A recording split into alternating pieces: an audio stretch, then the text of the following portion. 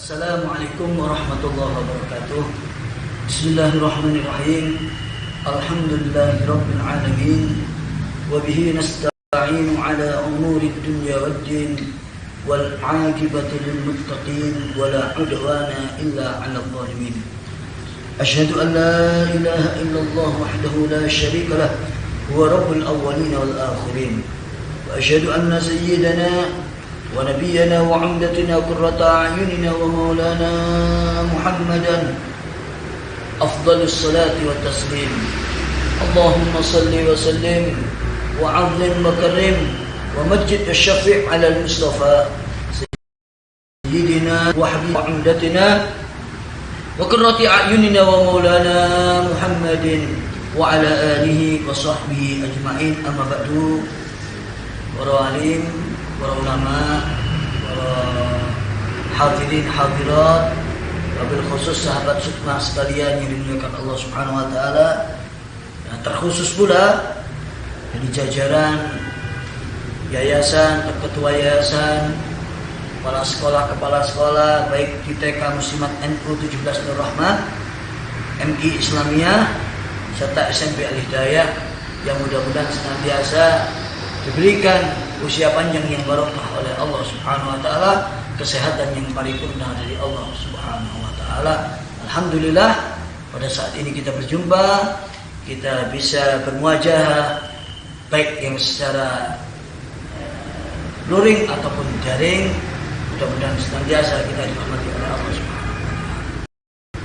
Alhamdulillah, pada kesempatan saat ini Allah Subhanahu wa taala kumpulkan kita, himpun kita, berikan anugerah kepada kita, kenikmatan kita masih diberikan usia yang panjang oleh Allah, dan mudah-mudahan usia ini diberikan keberkahan oleh Allah Subhanahu wa taala.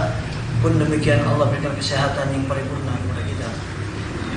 Seperti doa yang senantiasa kita lantunkan, doa yang senantiasa kita baca yang diajarkan oleh Sayyidul Anam Al-Mustafa Muhammad sallallahu alaihi wasallam ketika menginjak bulan Rajab kemarin, untuk kita Allahumma barik lana fi Rajab wa Sya'ban wa barik lana Ramadan.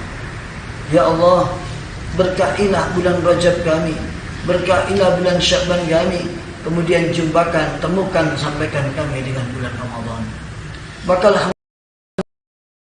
alhamdulillah ini pula sudah berjumlah Sya'ban, dan mudah-mudahan ini tanda Allah memberikan kesempatan kepada kita dan tanda diijabahnya doa kita oleh Allah Subhanahu wa taala. Teriring selawat serta salam tercurah keribaan junjungan kita juru selamat kiki Nabi besar Muhammad sallallahu alaihi wasallam. Mudah-mudahan semua para sahabat senantiasa menjadi umat yang dicinta oleh Rasulullah sallallahu alaihi wasallam dan umat yang senantiasa diridhai oleh Allah Subhanahu wa taala. Sahabat sukma sekalian, rahimakumullah. Kalau kita menilai bulan Sya'ban, adalah disebutkan oleh Rasulullah SAW yang dalam hadis yang terkenal, bulan yang sering dilupakan oleh manusia, yaitu bulan di antara ma baina Rajab wa Ramadan, bulan di antara Rajab dan Ramadan, yaitu bulan Sya'ban, yang alhamdulillah saat ini kita berada di dalamnya. Maka bulan Sya'ban ini, kalau kita perinci seperti apa yang disampaikan ulama, bulan Sya'ban ini terdiri dari 5 huruf, yaitu huruf Shin, huruf Ain, huruf Ba, huruf Alif, dan huruf Nun. Apa maksud huruf-huruf ini? Adapun Shin tiada lain kependekan dari kata syarafun atau asyarafu, yaitu adalah kemuliaan. Adapun Ain itu juga demikian, kepanjangan dari al-izzu atau al-izzatu, yaitu kemuliaan. Kemudian huruf Ba adalah kepanjangan dari al-birru atau birrun, artinya kebaikan. Sedangkan Alif kepanjangan dari al-ulfatu atau ulfatun, yaitu kasih sayang. Sedangkan huruf yang terakhir adalah Nun, adalah kepanjangan dari nurun atau an-nur, artinya cahaya. Apa maksudnya? Maksudnya tiada lain bahwasanya bulan Sya'ban ini bulan yang penuh akan kemuliaan Allah di dalamnya. bulan yang penuh akan kebaikan dari Allah di dalamnya, bulan yang penuh adanya kasih sayang dari Allah di dalamnya, dan bulan yang senantiasa bercahaya, bulan yang diberikan cahaya oleh Allah Subhanahu wa taala. Maka untuk itu sebagian ulama mengatakan bulan Sya'ban adalah bulan untuk menyiram, sedangkan bulan Rajab kemarin adalah bulan menanam. Insya Allah bulan Ramadan kita akan memanennya. Namun dengan catatan, jangan harap mampu memanen di bulan Ramadan kalau tidak pernah disirami di bulan Sya'ban. Dan jangan harap menyirami kalau tidak ada tanaman yang ditanam di bulan Rajab. Maka kesinambungan bulan-bulan ini adalah bisa menjadi contoh, prototip bahwasanya bagaimana cara kita ibadah mendekati di bulan Ramadan. Di bulan Rajab kita menanam amal ibadah kita. Kemudian bulan Sya'ban seperti sahabat ini kita sirami tanaman kita, dan insya Allah Ramadan akan berbuah dan tanaman itu bisa kita panen dari hasilnya. Ma'asyiral muslimin wa zumratul mu'minin wal mu'minat rahimakumullah, sahabat sukma yang dikasihi Allah Subhanahu wa taala. Di dalam bulan Sya'ban pun itu sebenarnya banyak kisah-kisah yang terjadi di dalamnya. Di antaranya ada peristiwa yang Allah bukukan di dalam Al-Quran, peristiwa yang termaktub di dalam Al-Quran, yaitu peristiwa tahwilul kiblat, peristiwa pemindahan arah kiblat, yang mana kiblat yang awalnya ke Baitullah Al-Haram, Ka'bah, kemudian Allah perintah Nabi Muhammad atau dengan sahabat kaum muslimin waktu itu untuk sholatnya tidak lagi menghadap ke Ka'bah, namun sholatnya dirubah menghadap ke Baitul Maqdis atau Palestina. Dan ini terjadi kurang lebih 15 bulan 16 hari. Bayangkan waktu yang lama, setahun 1 tahun seperempat. Dan Nabi tiap hari itu menanti wahyu ilahi dengan mendongak-dongakkan wajah beliau ke langit, menanti wahyu Allah Subhanahu wa taala. Namun bukan berarti Allah di langit, karena wahyu itu wahyu Al-Quran, seperti di dalam kitab At-Tibyan fi Ulumul Quran, bahwasanya turunnya Al-Quran itu pun 2 kali. Yang pertama turun secara global, yaitu dari Lauhul Mahfuz menuju Baitul Izzah yang ada di langit. Yang kedua, proses kedua adalah munajjaman atau mufarraqan, turun secara terpisah. Kalau yang pertama global langsung 30 juz itu dari Baitul Lauhul Mahfuz menuju Baitul Izzah yang ada di langit pertama. Kedua baru pencar-pencar, diecer-ecer lah turunnya. Ya.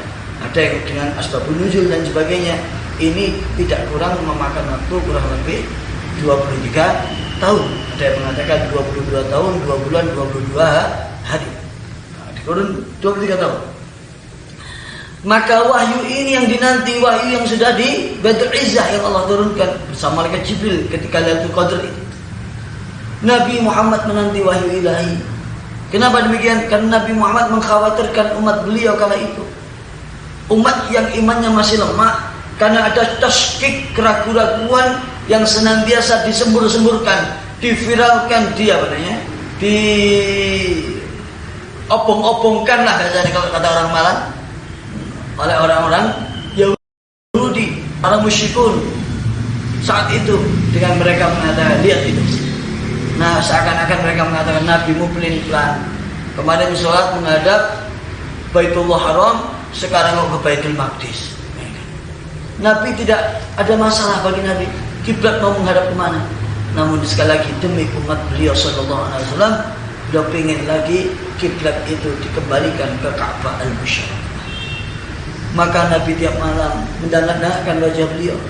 Yang hal ini menjadi asbabun nuzul turunnya ayat dalam surat Al-Baqarah, qad nara taqalluba wajhika fis sama' falanwalliyannaka qiblatan tardaha fawalli wujuhakum syatrul masjidil haram wa haitsu ma kuntum fawallu wujuhakum syatr. Sungguh kami telah melihat wajahmu wahai kekasihku Muhammad, taqalluba fis sama', kamu senantiasa bolak-balikkan wajahmu ke langit menanti wahyu ilahi.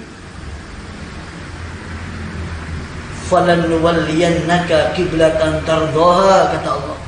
Maka wahai Rasulku Muhammad, wahai kekasihku Muhammad, arahkan wajahmu, dadamu menghadap kiblat ke Masjidil Aqsa. Bayangkan, Allah tidak mengatakan dengan lafaz, Allah tidak berkalam dengan lafaz dengan bahasa kiblatan ardoha, kiblat yang aku senangi. Namun Allah katakan kiblat yang kamu senangi, kiblat sing mok tresnani wahai kekasihku Muhammad sallallahu alaihi wasallam. Ini pertanda Nabi Muhammad adalah makhluk yang spesial, nabi yang sangat dicinta oleh Allah, sampai Allah gampangannya merelakan keinginan Allah untuk kiblat menghadap Baitul Maqdis dirubah lagi menghadap Al-Ka'bah Al-Musyarrafah, Masjidil Haram. Sahabat Sukma rahimahumullah. Kemudian falanwalliyannaka qiblatan tardhaha fawalli wujuhakum syatral Masjidil Haram, maka arahkan wajah-wajah kalian ke arah Masjidil Haram. Wa haitsu ma kuntum fawallu wujuhakum syatra, maka dimanapun kalian berada, arahkan wajah kalian menuju ke Ka'bah. Maka kiblat kita sampai akhir zaman nanti akan di Ka'bah, tidak akan berubah, karena innas di dalam Al-Quran Al-Karim yang tentu buah jerih payah baginda Rasulullah SAW, buah cinta baginda Rasulullah kepada kita selaku umatnya. Kalau kita kaitkan dengan bulan Rajab kemarin, bulan Rajab Nabi Muhammad menerima perintah sholat 5 waktu. Bulan Sya'ban adalah masalah kiblat yang jauh juga adalah tentang sholat. Bayangkan 2 bulan yang bergandengan, yang mempunyai korelasi, keterikatan bahwasanya tentang satu amaliyah namanya sholat, yaitu al-amaliyah al-maktubah, amal yang diwajibkan untuk kita semua. Sahabat Sukma rahimahullah. Kemudian itu peristiwa pertama. Kemudian yang kedua di bulan Sya'ban, tepatnya di tengah bulan Sya'ban. Maka kalau kita hendak memerinci atau kita mau sekedar ingin tahu bahwasanya kenapa sih bulan Rajab itu kok yang terkenal 10 malam pertama? Kenapa di bulan Sya'ban yang viral adalah 10 tengahnya? Kenapa di bulan Ramadan kok 10 yang akhir?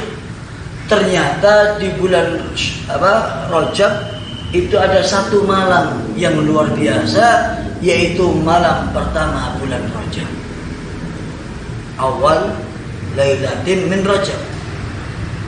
Kemudian Sya'ban itu di tengahnya, karena di tengah Sya'ban, di bulan Sya'ban 10 tengahnya itu ada satu ikon, satu momentum yang luar biasa yang ditunggu umat Nabi Muhammad SAW mayoritas. Apa itu? Yaitu nisfu Sya'ban. Dan ayat tadi qad nara tadi itu turunnya pas di tengah nisfu Sya'ban. Kemudian kenapa Ramadan pada akhirnya? Karena Ramadan ada Lailatul Qadar yang umumnya jatuh di akhir 10 terakhir. Maka di bulan Sya'ban ini, sahabat Sukma yang dirahmati Allah Subhanahu wa taala, para ulama-ulama salaf kita, para kiai-kiai kita mengajak kepada kita untuk apa? Untuk menyemarakkan, untuk memakmurkan, untuk menghidup-hidupkan malam tengah bulan Sya'ban. Paham ya? Kenapa demikian? Karena ada satu kejadian di antaranya selain tahun, yaitu apa? Allah berikan kepada malaikat daftar nama-nama manusia yang bakal mati dari Sya'ban, tengah Sya'ban itu sampai tahun ke depan. Fulan bin Fulan, Fulanah binti Fulan meninggal tahun ini, saat ini, tahun depan, hari. Catatannya diberikan kepada malaikat oleh Allah. Maka untuk itu para ulama-ulama kita mengajak kita bukan ritual ibadat. Apa itu? Entah itu kita diajak di masjid bersama-sama berdoa, atau di surau, di langgar, di musola. Bahkan kalau kita tidak bisa ke sana, misal ada halangan, kita bisa melakukan di rumah atau di kendaraan. Dengan apa? Membaca surat Yasin sebanyak 3 kali. Yang pertama, membaca Yasin dengan niat tulil umri, agar panjang umur yang berkah. Yang kedua, membaca Yasin dengan niat mudah-mudahan Allah luaskan rezeki kita. Yang ketiga, membaca Yasin dengan niatan agar kita diberikan cukup hanya kepada Allah, atau juga dijauhi dari wabah, bala, ahad, dan afat oleh Allah. Nah, ini dalilnya juga jelas. Dalilnya apa? Dalilnya disabdakan oleh Rasulullah SAW, Yasin liman quri'at lah, atau kama qala Rasulullah. Yasin itu dibaca terserah niat apa ya, siapa yang membaca. Ada orang khitanan dibacakan Yasin baik, ya kan? Ada orang sakit dibacakan Yasin baik. Lagi bacakan Yasin baik, orang susah dibacakan Yasin, enggak masalah. Bahkan orang yang sekarat saja, ketika kita bacakan Yasin, kalau dia sembuh akan diberikan menjadi orang yang ahli ibadah, inabah, tobat kepada Allah Subhanahu wa taala. Kalau dia meninggal, dia akan husnul khitam, husnul khatimah oleh Allah Subhanahu wa taala. Maka ini penting sekali untuk mari kita semarakkan berbondong-bondong menggelorakan amalia-amalia di nisfu Sya'ban ini. Lebih-lebih di dalam kitab Kanjun Najah wa Surur fi adiyah allati tashrah sudur, Syekh Abdul Hamid Al-Qudsi beliau menukil hadis Rasulullah sallallahu alaihi wasallam yang kurang lebih lafadznya semacam ini. Khamsu layalin la taruddu fihinna ad-da'awat.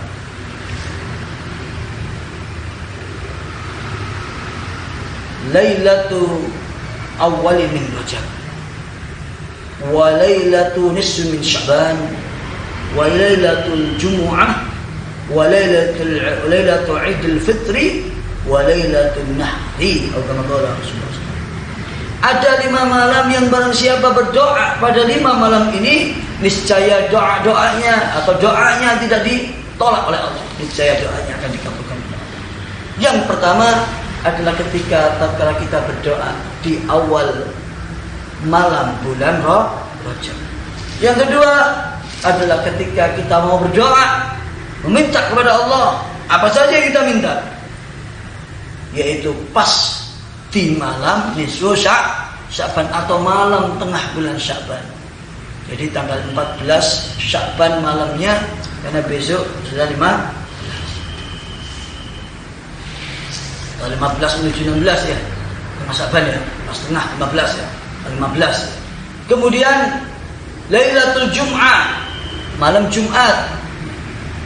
Insyaallah Sya'ban, nisfu Sya'ban besok kalau nggak salah Kamis ya, Kamis malam. Kemudian malam hari raya Idul Fitri, dan yang terakhir Idul Adha. Maka barang siapa berdoa di malam-malam ini, insyaallah doanya akan dikabulkan oleh Allah Subhanahu wa ta'ala. Doa yang dijabah oleh Allah, doa yang akan kembali manfaatnya kepada kita. Yang jomblo berdoa kepada Allah minta bojo, ya kan? Yang miskin atau kekurangan harta minta kepada Allah akan diberikan harta yang barokah. Yang punya cita-cita minta kepada Allah agar Allah ijabah cita-cita. Yang memiliki, yang sakit minta kepada Allah disembuhkan penyakitnya atau penyakit keluarga dan sebagainya. Dan apapun yang permintaan kepada Allah, insya Allah tidak akan ditolak di malam nisfu Sya'ban. Sahabat sukma yang dimuliakan Allah Subhanahu wa ta'ala. Maka sekali lagi marilah kita nanti nisfu Sya'ban untuk kita bermunajat cinta kepada Allah. Kalaupun kita seandainya tidak mampu membaca Yasin, jangan tinggalkan untuk tidak berdoa di malam itu. Ingat, mintalah panjang umur. Yang kedua, mintalah diberikan rezeki yang barokah oleh Allah. Yang ketiga, dijauhkan dari segala wabak dan bala oleh Allah Subhanahu wa taala. Kalau tidak, kita ikut ke masjid, ikut ke surah dan sebagainya, kita cukup mengamin-amini saja. Dengan niat seperti yang diniatkan para salafun saleh, orang-orang soleh yang telah mendahului kita. Sahabat Sukma rahimakumullah, demikian yang bisa saya sampaikan. Kurang lebihnya Al-Fakir Isa Latansa, mohon maaf sebesar-besarnya. Mudah-mudahan perjumpaan kita ini dicatat amaliyah oleh Allah Subhanahu wa taala. Mudah-mudahan kajian kita saat ini ditulis pahala oleh Allah Subhanahu wa taala, dan mudah-mudahan segala dosa kita, dosa orang tua kita, dosa mertua kita, anak, istri, keluarga kita, sahabat-sahabat kita, saudara kita, semuanya diampuni oleh Allah Subhanahu wa taala. Yang masih hidup diberikan usia yang panjang yang barokah, yang telah meninggal dunia diampuni segala dosanya di alam barzakh, bahkan hingga kelak di hari kiamat.